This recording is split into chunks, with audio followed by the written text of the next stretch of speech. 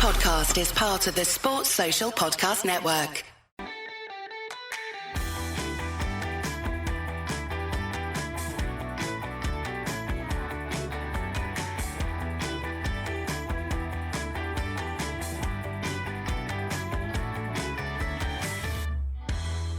Welcome back from the adverts. We were talking about Mickey Mellon just beforehand. So again, Deck, you were talking about how emotional it was sort of on Saturday, the defeat at home to Newport. A question I've got to both of you really, because I know both your clubs are in similar but different predicaments. Similar in that you're both a bit rubbish, but different in that obviously position-wise and stuff, how the season's going to potentially ultimately end up. But Deck, you mentioned about the recruitment and things. What would your ideal recruitment strategy be for a League Two football club? I know that's not something you can really summarise in like a few sentences, but do you go tried and tested older players? Do you go youth? How do you go about fixing? Okay, I'll rephrase this. Like, how do you go about fixing a struggling a la Tranmere, a la Rochdale, a struggling League Two football club and recruitment wise? What kind of model do you think you'd go towards? Either you can really have a crack at that. Where we've gone wrong this season is last season. Robbie Stockdale kept us up with a lot of problems off the field and things like that. So then I think Rochdale gave him the keys to the kingdom because he kept us up, really. And I think that's all it took to back him completely. Now, there's two ways of looking at that, really. There's one, yes, the board are backing their manager. They're backing him. This is the guy. We're giving him what he wants. But how it's left us since we've sacked him is we've got no manoeuvrability in terms of we've got these players on long contracts, but we're not going to shift them. So it's that difficult balance. And Dex had it at Tranmere. Jimmy will have seen it at Tranmere. We've seen it at other clubs. If the board are keeping the manager, you've got to back him, and then they do. But the situation we're in, quite a lot of them are crap, really. So we've got them all on 2 or 3 year deals, and who's going to have them? None of them are sellable assets. That's another thing as well. We haven't really pumped through any of the youth team. I'm going on a bit of a rant, but I'll finish in a few seconds.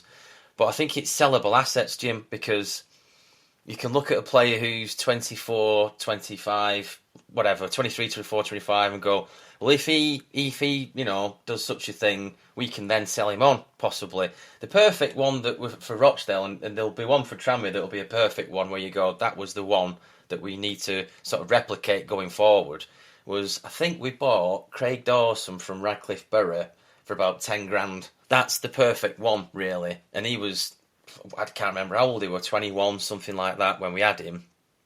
And we sold him, and he was 22, something like that. He's still playing now for Wolves, I think. And he's 30-something. But I think it's sellable assets. They've got to have some sort of value if they aren't quite...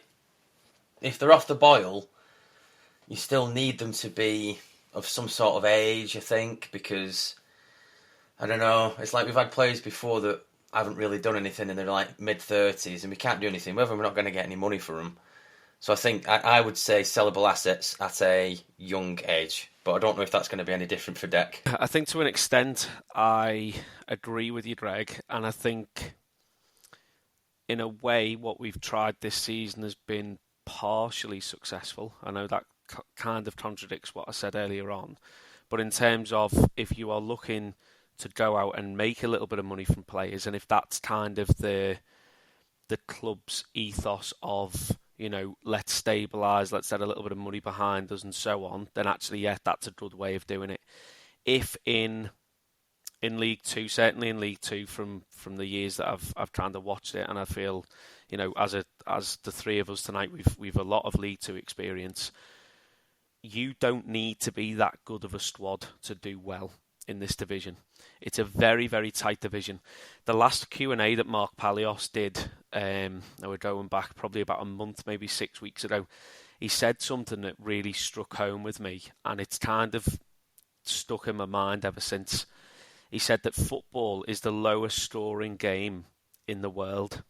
And actually, when you think of it like that, when you take everything away, take your fan base, take your sponsors, take officials, take everything out, and you look at the number of chances you create v the number of chances that you put away, and you look at how many games, I mean, I could reel off so many games this season where we've missed an open goal, we've stuffed something from 5 yards, there's been something that should, and I know it's easy for us to sit in the stands or watch at home and go, he should have buried that, he should have done better, because we're not professional footballers, and we've got to remember everything's in relation to you're up against a professional centre-back or a professional goalkeeper, X, Y and Z. But you take all of that out and you look at it and you think, right, football is just a game of numbers. I know some of my mates will absolutely hate me for saying that. I'm not talking pie charts and, average predicted goals and all that shite. But if you just look at XG, you just look at the number of goals you score compared to the number of goals you concede. It's very rare in a game of football that you'd go above 3 goals for a team, let's say. You might have a 4-1 or a 4-0 once, possibly twice in a season. So for me, and I know this is easier said than done because every single club's after them, you put a lot of your eggs in one basket with 1, possibly 2 proven centre forwards. You then put the rest of your eggs in, or good attacking players who are going to put either chances on a plate for someone to finish or a proven centre forward who doesn't necessarily need to do a lot of running. You're just going to get the ball to them. Then kind of a mix between your youth and your experienced players, and more often than not, your experienced players would then be your cheaper options.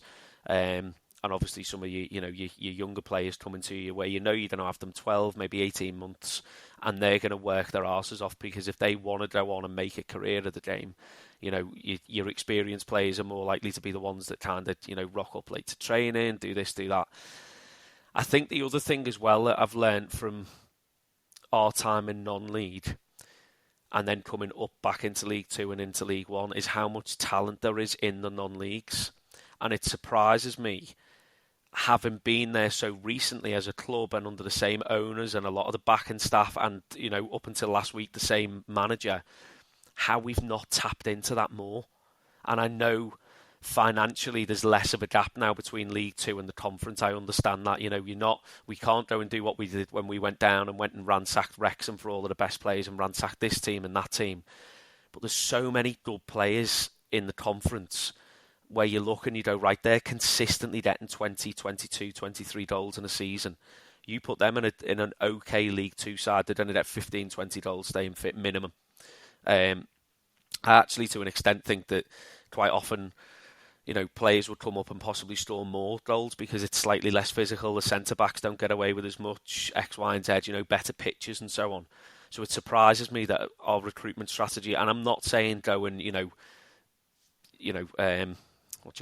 pluck all of the best goalkeeper, the best left-back, the best, it doesn't work like that, but there's a lot of talent in there. And, we've spoke about this before in terms of how much some of these players are on. I know from Rovers level, we've missed out on players before now where we've not been able to spend an extra £25 a week on their wage, and we've missed out on signings. You look at some of those players non-league, you're offering them the chance to turn full-time professional. They can sack off the bricklaying job or the stacking shelves and Asda job or whatever they're doing and go full-time football. They're going to come and work their arse off for you, of course they are. So I think I've sat on the fence again. I've lined on with youth experience and everything else, but I think the successful side, there's got to be a balance. But there's got to be that common goal of you come. It doesn't matter who you are, whether you're our star signing or not. You're all an equal. And I think that's been missing a little bit this season. There's been some players who there's been too much competition for places, and that's put too much pressure on them. Thinking centre backs in particular with us, and then you look at other players and you think, good God, what's he got on the manager, or what's he got on the club to still be playing? Because some of the performances, I'm not going to name individuals because you don't know who's listening and whatnot, but some of the performances, and you think, good God, like if that had been how they played on loan or whatever, we wouldn't have signed them. So yeah, a balance for me. There you go. I agree with balance. It is all about balance, because I was thinking about a couple of years ago, it came on my time hop on my Facebook about 9 years ago, we were top of League 2. I think I've got the screen grab actually. And I was looking at who were in that division, and half of them are non-league now. It was really a depressing read. But yeah, definitely it is a balance. I'm just trying to see if I can got it. Yeah, okay, so we were top of the league in League 2 9 years ago yesterday. Chesterfield was second. Scunthorpe were third, Fleetwood were fourth, and then there's a few. Who else is in there that's non-league? Southend are eighth, York are ninth. Dagenham and Redbridge are in there. Bloody hell. But yeah, it's a depressing read when you see things like that. But yeah, it's definitely a mixture. I mean, I went a bit explosive with the sellable assets sort of thing, but you do need, like, trying to think. Like, for instance, it's worked this year that we re-signed Ian Henderson. He's knocking on a bit now. Obviously, he's 38 or 39. But you do need one or two of them, but you can't really rely on them all the time. What was the lad that's Tranmere had? Was it Jay Spearing? He was into his 30s, wasn't he? But you knew probably that you couldn't play him every week, possibly. And you had to know when to play these 30-odd-year-olds and things like that. So yeah. That's what's been missing for us this season. That's been, the young players have got it, but they haven't got that experience to do it consistently. And there's been very few you're looking at Turnbull's probably our most experienced, and he's not old by any means. You're missing your Spearings, your Jay Harrises, your Scott Davises, your Steve McNulty's, your Norwoods, your Clarks, the people who are going to go into the dressing room. I think to an extent Joe Murphy's been that figure this season, and I love the bones of Joe Murphy, but he doesn't strike me as that kind of silent assassin where you don't pull your weight. He's going to have a word in your changing rooms. I think he's one of football's nice guys. It's not a negative of his at all. He's just not that. For me, that kind of like leader figure, if that makes sense. But fantastic professional, outstanding. But that's what I think we've been missing. But again, I think that. But instead, we signed Joel Mumbonga. Again, you put a point to recruitment, and I don't mean disrespect to Joe. I think he's brilliant. I think he's a great keeper. He's 40, 41 now. You've signed Ross Doohan, then he's been sold on. Yeah. You've got Matthias Hewelt, came from Bamber Bridge. Okay, it's happening to non-league, but Hewelt was on the books at Everton. Started well, has faded out, and you've ended up with Joe Murphy, who signed a year extension at the end of last season to play what could be the last year of his career, largely in a coaching capacity to help some of the younger keepers. That doesn't, I don't mean any disrespect to him. I think he's fantastic. Genuinely great keeper, lovely guy, all the time in the world for him. Without Murphy, exactly. we would have been leaking and he's been man of the match on a few occasions. Game. But is that not also an indication as to the recruitment, as to that by all means play him, but he shouldn't be your only option or like your default. Absolutely. Yeah. He's there as your injury emergency cover. Murphy should be able to sit at home with his feet up and eat 3 packets of Jaffa Cakes every night if he wants. He's always been rolled out of retirement. And that's nothing against. He's probably been our most consistent player since Christmas. In fact, no, there's no probably. He has been our only consistent player since Christmas. But yeah, if it wasn't for Gavin Bazoon, he'd be back in the Ireland squad. But that's not the point. Point is, wearing that lovely new kit, by the way, listeners, go and have a little look at that. Badge, an absolute corker. Fantastic. But I think you raise a good point, Decker. But go on. Just going to go very quickly before we move on, gents. Some of they always make me laugh. These the odds on the next manager. Now, from the statement that's been released, we're probably not going to recruit someone until close to the end of this season, or possibly even the start of close season. It looks like they're kind of going to batten down the hatches, stay in League Two, hopefully, and look to properly rebuild for the season. Whoever it is has got to be fully backed, and I think they've got to be reassured of that, because they can see that that's not happened. So to attract anyone with any kind of track record or decent name, they're going to have to be promised. And I'm not just talking financially, but that they're going to get a say in terms of how things are done. Favourite at the minute, 2-1, Carl Robinson. Is there a little bit of going on that? Yeah, he's a local lad. Most of his family are from Birkenhead. I think he's still got a house locally. I don't stalk the fella. Do I like him as playing up against his sides? No. I think he's a bit of a gobby individual. Is he that kind of person who you want in charge of your club? Absolutely. He's that kind of like Dennis Wise figure for me. When you're up against them, you don't like him. Charlton and Oxford fans will tell you he very much divides opinion there, I think. And it didn't end well at either club, but he's got experience, I think, of getting out. He's got experience of getting out of League Two, I think, with Oxford, hasn't he? He's got a good track record, and he's Yeah, he's always challenging with wherever he's managing. They're always that winning mentality and generally play quite good football as well, which I think has been missing. So that's a big factor. Second favourite at the minute, 4-1, is Danny Cowley. Now he was strongly linked, more so than just Twitter rumours, before Mellon came back. Obviously, since then he's been at Huddersfield and Portsmouth. Yeah. And with all due respect, Portsmouth seem to be a club at the minute that aren't being run in a particularly good fashion. I don't know whether his dismissal was just or whether it was that a lot of other factors were coming into play. Would I like him there? He seems to be the kind of manager who'd do anything for the club. But is he one of these where he's a bit of a one-trick pony? He did well at Lincoln and nowhere else. I don't know. That's a tricky one. Ian Dawes, who stepped in as caretaker, is 6-1. I don't think we need to go down that route. I like Dawes and Parky, but that's not what we should be looking at now. I think if that happens, people are going to start asking serious questions about kind of the management of the club. David Artell, ex-Crew, he's fourth favourite. Good track record in League Two. Likes a moan on the sideline, let's be honest. Does he play all right football? Yeah, he does. I don't think it'd be the worst signing, but on that wouldn't be my number one. Just, I was thinking about Artell for some reason. He got Crew promoted. Well, I say promoted during the curtailed season. But what's Crew's sort of recruitment policy? Young lads, sellable assets. You know, okay, they've got a great academy, but it ties in the way he operated at Crew.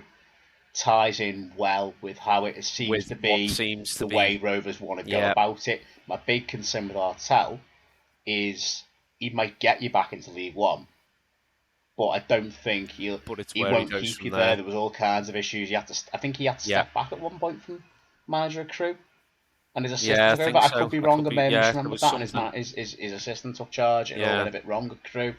You know, and I do think, though, an interesting one. He seems to tick the box for League Two, but as you say, if we're looking at, we don't want another 12 to 18 month manager. You want, someone who's going to be there now, get the feet in under the desk the next 3 or 4 years, steady us and get us back up there. But as you say, in terms of he ticks the box, doesn't he, for League Two, and if youth is the pathway that they want to go down, he's the experience of doing that. I'm going to stick a few with the... Is he out of work, Artell? Is he out of work? Yeah, he was Crew manager. Yeah. I think he is out of work, I think we tried to get him as manager before Jim Bentley and he turned it down. I think he did. I think he did. Yeah. So I wasn't too sure if he'd gone anywhere. That's interesting. Nah, he just didn't fancy the Rochdale gig. We've got obviously on there who's always linked. First of all, he's buying the club. Next, he's managing. Then he's done it. He'll be playing for us next. Is Robbie Fowler, who was spotted 6 miles away from Prenton Park 3 weeks last Wednesday. So everyone put your money on Robbie Fowler. We don't endorse gambling, but he's 12-1. So just think of the houses you could buy. Put all your money on Robbie Fowler to be the next Tranmere manager, or don't. Nigel Atkins, 12-1. I like the man, but he's not really done anything in recent years. I think his time's passed.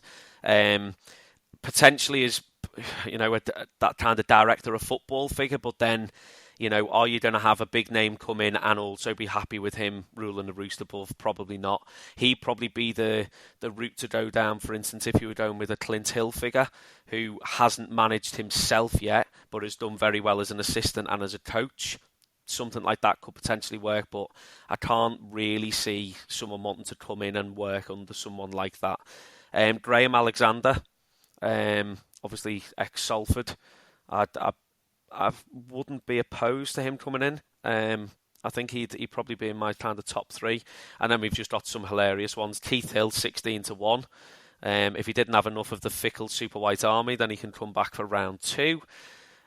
Sol Campbell, 16-1. I'd rather eat my own socks. Neil Lennon, 16-1. Wayne Rooney, 33-1. A few interesting ones there. I think what happens is someone puts 50p on someone and then they're automatically second favourite. So, if you had to pick one on that list, who would you go for? And Jim, who would you go? That would be ideal. If money was no object, and kind of comparing us to this person's previous club or where he did very well, I think I'd probably go with the Cowleys. I think Lincoln, fairly genuine community club, people expect to see good football. They didn't have a big budget non-league, nor did they when they were in the league then with us. That, fairly recently, he's probably built his connections and stuff in the game, managing up in the Championship and High League One. So there'll be players that he'll be aware of, and I think just his kind of, not to kind of live in Mellon's shadow, because we've got to kind of accept that he's gone now, but that kind of approachable, almost like this is going to sound a bit soft now, like a family man figure, someone that you kind of feel like is there for the right reasons, not for his own kind of self-gain. So yeah, I'd probably go with the Cowleys, the Cowley brothers. I really like the Cowleys. I think they speak really well. Whenever you see them on, media, I think they were unfairly dismissed from Huddersfield. I think Portsmouth run a bit like a Mickey Mouse club. Michael Eisner joke there.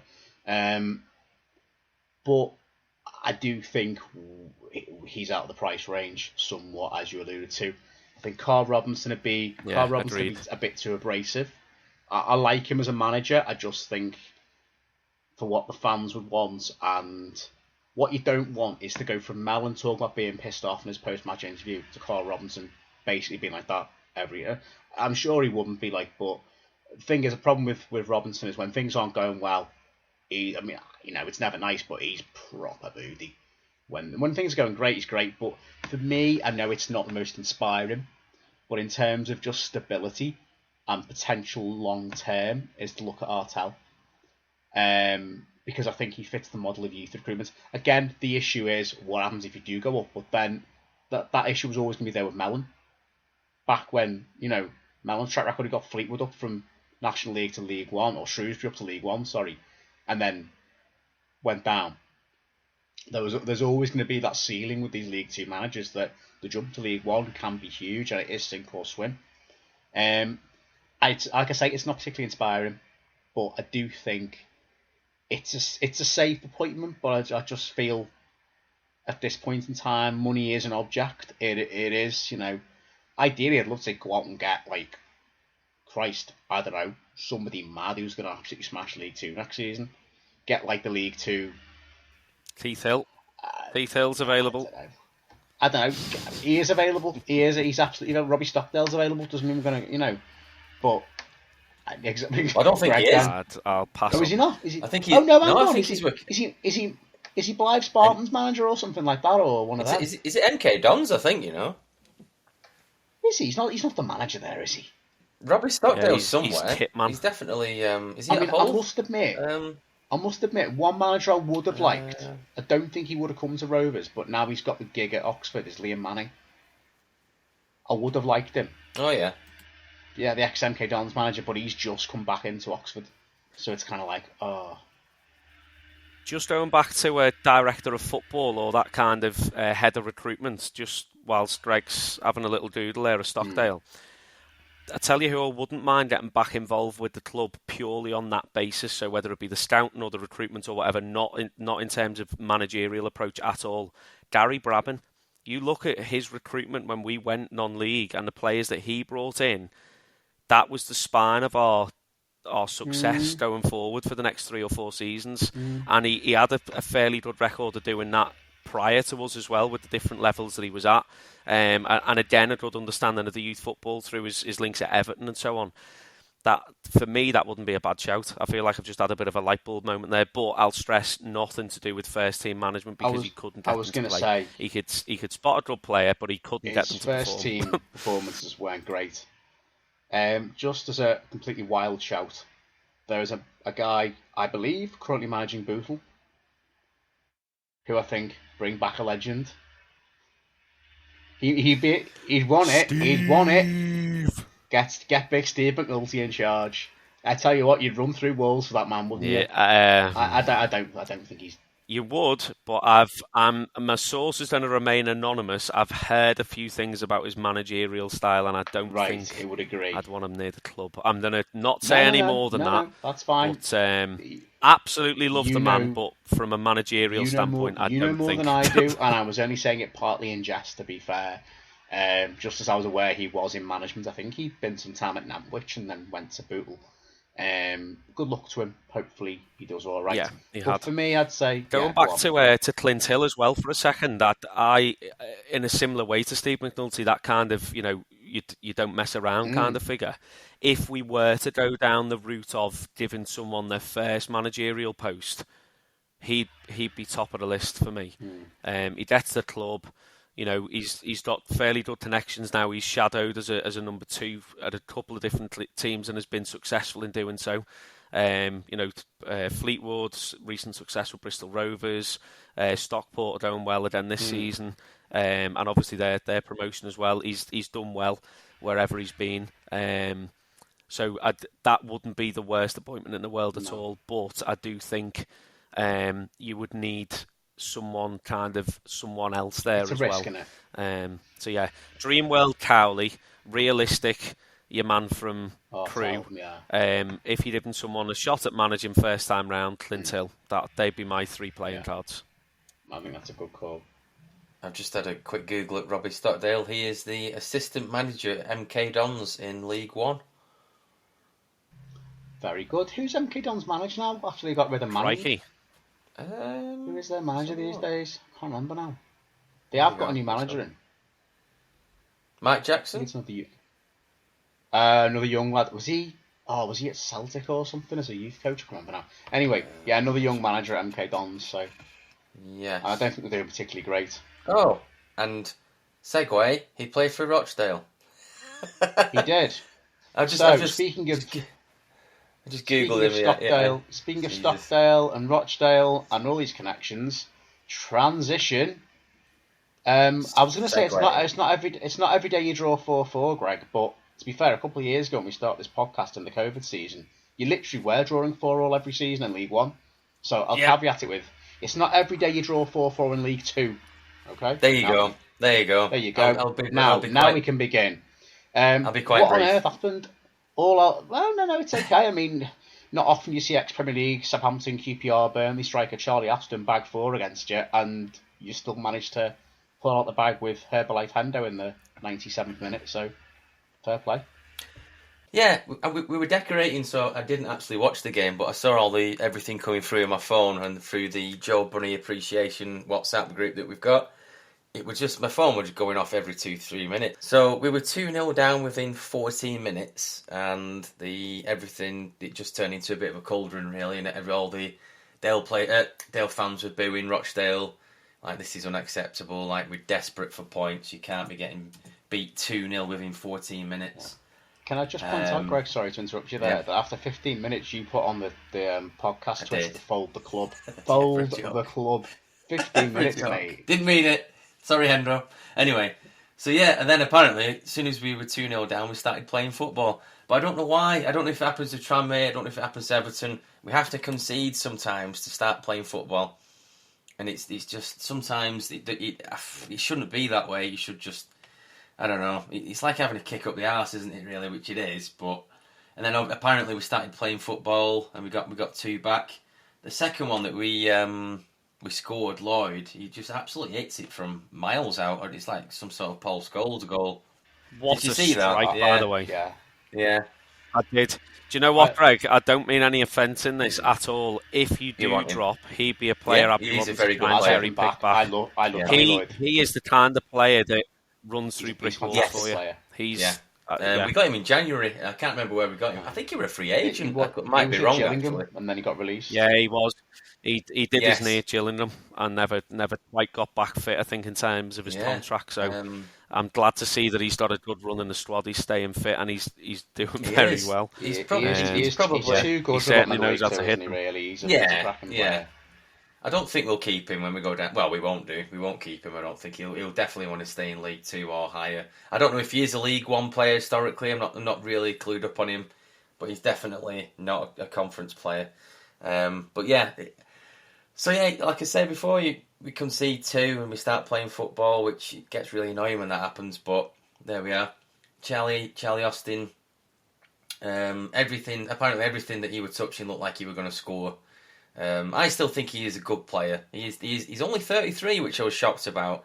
because I thought, oh, he's got to be... In my brain, I was thinking he's got to be close to Henderson's age, and Henderson's 38. And I googled Charlie Austin, he's 33. I was like, if you're a League Two club and you've got Charlie Austin at 33, you're probably going to... You take that. I think you'll take him all day long. You get a few, maybe another year out of him or two. I don't know, because goal scorers, they keep that ability sometimes. We've seen it, longevity of goal scorers. They might lose their the legs, the yard, whatever you want to call it, but they don't. The quality's still there, isn't it? Yeah. So they subbed off Charlie Austin with a few minutes to go, and apparently all the Rochdale fans were clapping. It clapped him off, and he tweeted something like, "I've never been applauded by any opposition fans when I've been subbed off ever." I thought, well, you've bagged 4 goals. Pretty much the stadium were clapping him as he were going off. I mean, you've got to sometimes, haven't you, in terms of recognising quality and things like that. Credit to Dale fans, because not being funny, you're bottom of the league. Some guy rocks up, some ex-Premier League player who's failed at Brisbane Roar, rocks up and scores 4 against you. I'd be fucking fuming. I'd be like, what the hell are you doing with this guy? I'd be absolutely raged. I wouldn't want to clap him. I'd be like, fucking get off. But no, so fair play to your fans for actually applauding. Yeah. Applauding and appreciating good quality, even though it is the opposition, because I appreciate it's a very challenging time. Well, we know it's a very challenging time at the bottom of League Two. It's a horrible place to be. It is. It's. I know Henderson scored right at the death, and we got a point out of it. Somebody, I think it was. I'll quote. Actually, it was one of the Dale fans, Reece Wilson Home, put on. If we're further up the division, we enjoy a game like that. But if you are rock bottom, desperate for points, it's just another heart attack game. It's just another heart attack game. It's like what you were saying, Jimmy, about the lockdown season. I think we were having a lot of 3-0s, 4-0s, 4-0s, 3-0s.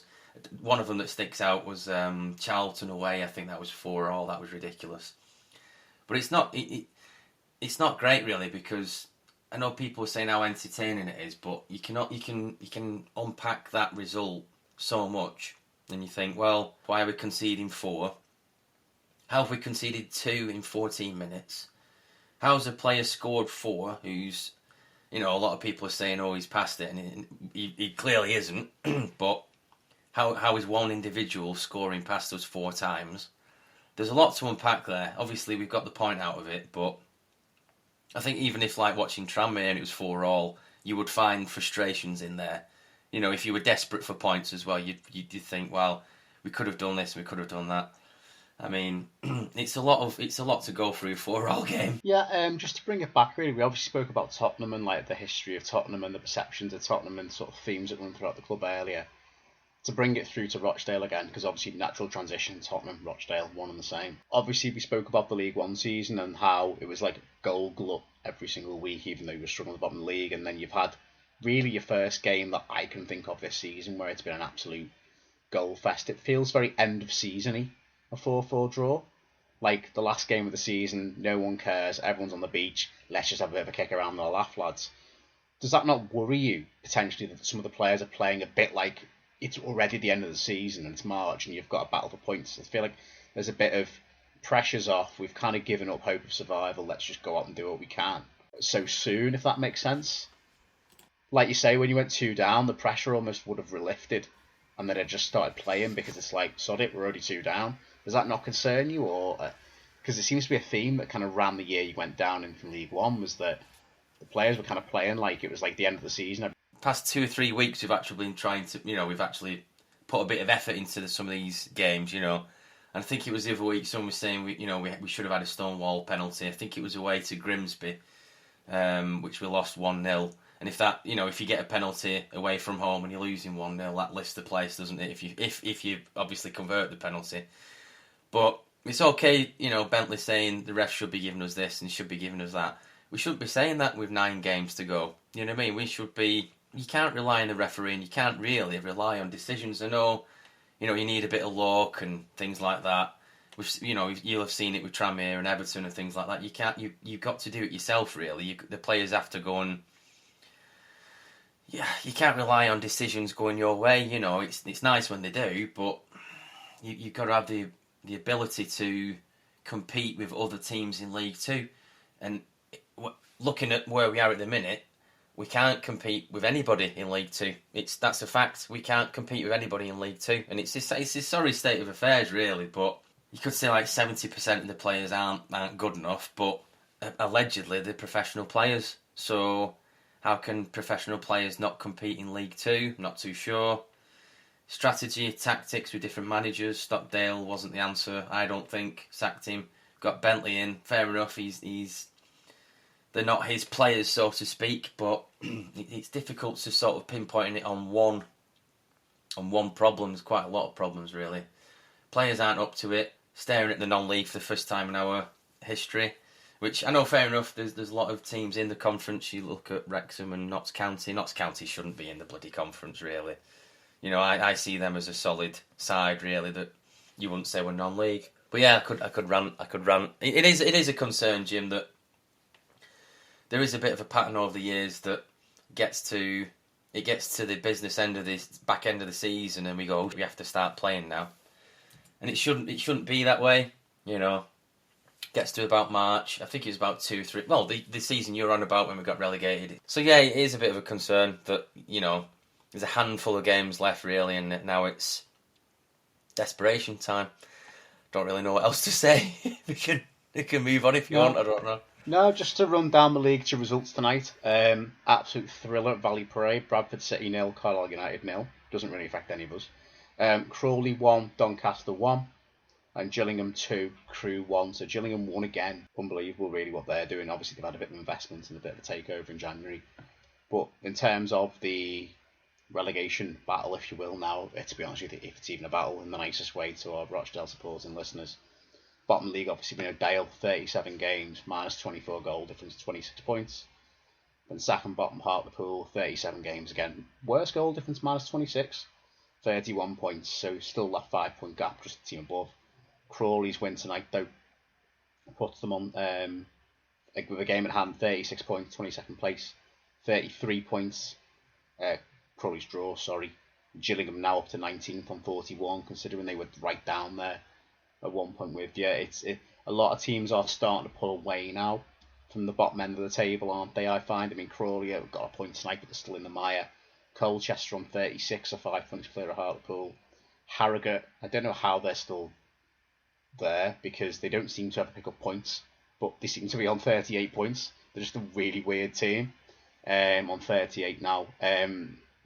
It's looking like the bottom two as is are going to go, but we don't know. Anything could happen. We've seen great escapes happen with, you know, still 9 games to go, like you say. But some results tonight haven't really helped out you in the relegation battle with Crawley and Gillingham picking up points there. I think it's too late.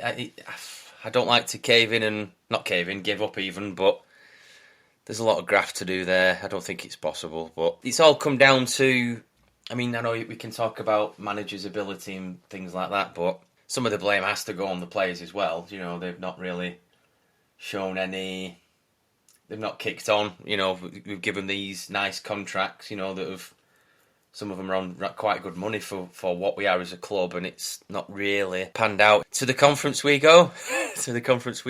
I think it's going to be a culture shock, the conference, as bad as, you know, as we've been a historic League 4 division. I still call it League 4, but we are a historic League 4. I still think we're going to get some culture shocks in the conference. There's going to be games where we go, Jesus Christ, we are non-league.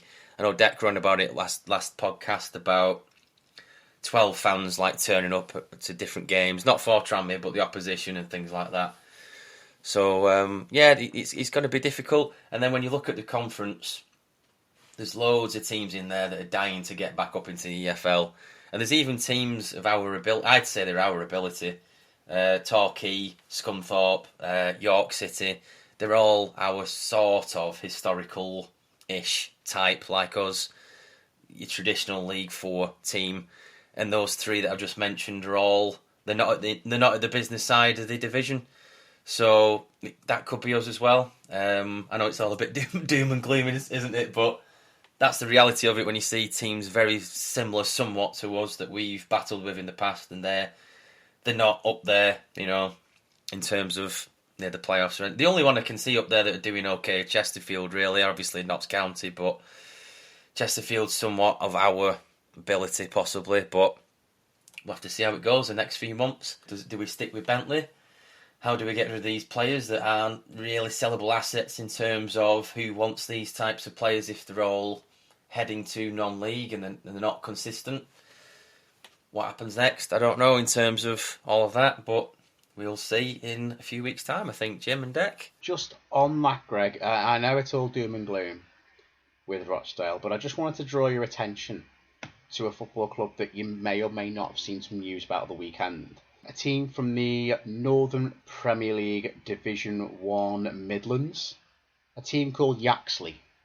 Now, they came up last season from one of the Tier 9 regional leagues, the equivalent of North West Counties, up into the 8th tier.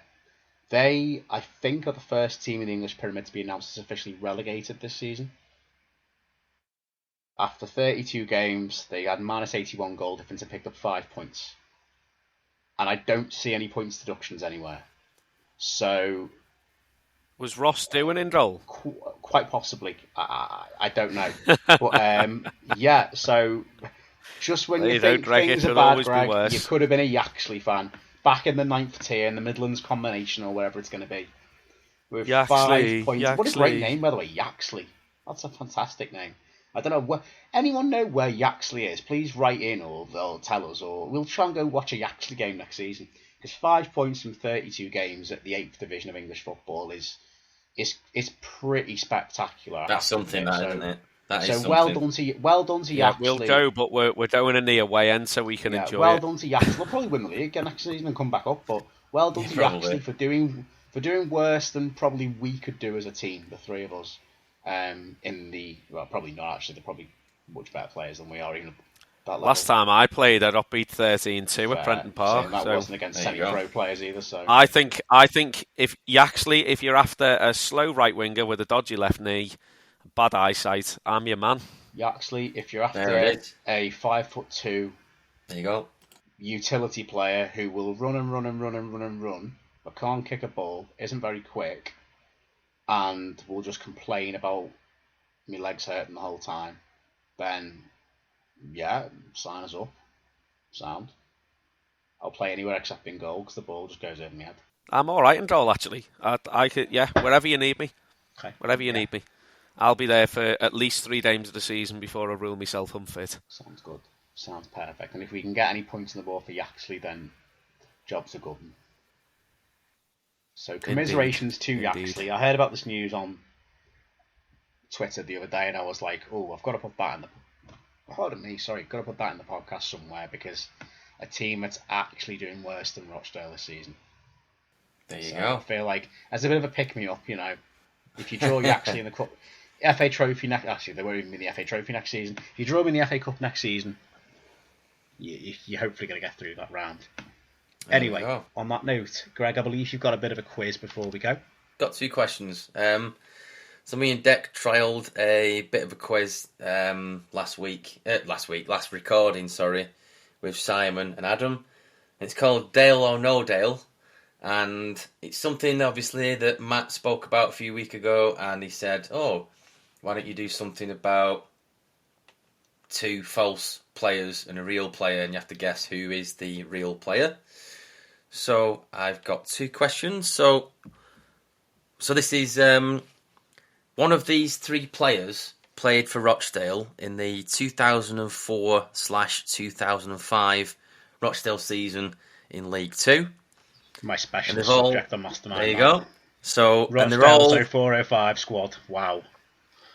Every one of these 3 players has a famous name, but I want you to guess which one of them actually played for Rochdale in this year. So they're all actually footballers. There's no made up pseudonyms or anything. 2 of them are made up, but they right. all have a celebrity name. Right. Well, I'm going to guess Mick Jagger didn't play for Rochdale in 2004-05. So. Right.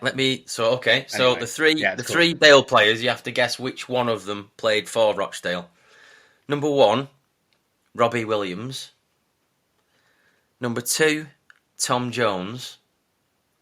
Or number 3, Paul Weller. So which one of those three played for Rochdale in the 2004-2005 League 2? Can I have a go at this first? That'd be okay. Yeah. Is it? If you want. Is it one of those where we talk out loud? I've got a Yeah, theory we now. just. I could be barking up the wrong tree here. I remember there was a Robbie Williams played for Huddersfield when we were at uni in about 2008, 9, 9, 10. I think they signed him from Cambridge. I don't know if it's the same guy. It might be, it might not be. But then at the same time, it could just as easily be Tom Jones or Paul Weller. But I know it was a footballer called Robbie Williams. Yes. Right. Is Deck having a go? I'm going to go with Weller. Interesting. Paul Weller. Right. Okay. So, who played for Rochdale? Deck is correct. Paul Weller played for Rochdale in 2004. Oh, that's it. Jimmy there with all of his logic, and I just flicked guess, a coin, Paul heads Weller. or tails. That's just life in it. That. Yeah. Brilliant. But there was a Robbie Williams, is. wasn't there, for Huddersfield? I remember that. Yeah. I remember he signed, but I was like, oh, come on. Let him entertain us. I bet there were loads of puns when he bloody scored. Bloody hell. I think he was a fullback. I don't think he got that many, to be fair, but it was around the era they had like Anthony Pilkington, Gary Roberts, all that lot. Like that quite good side and Lee Clark in League One. Yeah. When he signed Anthony Kay from Rovers. Novak was there. What a player, by the way. Oh, Anthony Kay. What a player. He's still playing. He's still playing. Playing in the Welsh Prem. Yeah, he was at a charity match I went to last year, and he got his tooth knocked out in the second half. By the manager? Who was he? Said to him, yeah. Steve, he came off, and you could see he was in pain, like snapped his tooth, and Steve McNulty went, I hope you're fucking insured, mate. Oof. Painful. But yeah, it's some Welsh Prem side, I'm sure he's still playing for. It's not TNS. One of that lot. But I didn't realise he was still playing, but no cracking player, both Rovers and Town. No, I enjoyed him for both. Fantastic. Okay, I've got one more. Dale or no Dale, and then we can wrap things up if you want. We've nearly been going 2 hours. Bloody hell. Battle of Town. There you go. Anyway, back to you, Greg. Okay, so Dale or no Dale. Number 1, Paul Tanner. Is it number 2, Simon Coleman?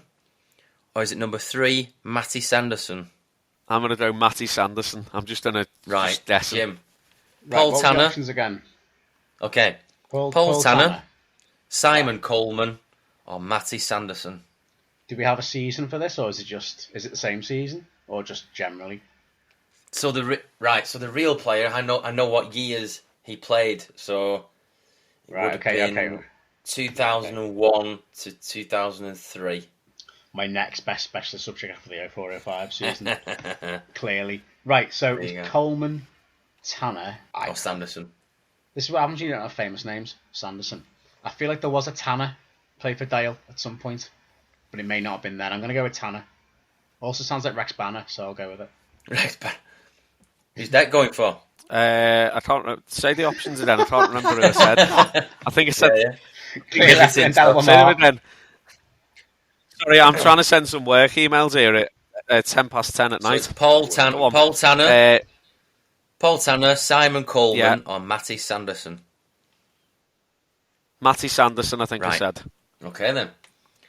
So the real Rochdale player is Simon Coleman. Nobody got that one. Defensive pairing with Gareth Griffiths, Richard Jobson, and Keith Hill.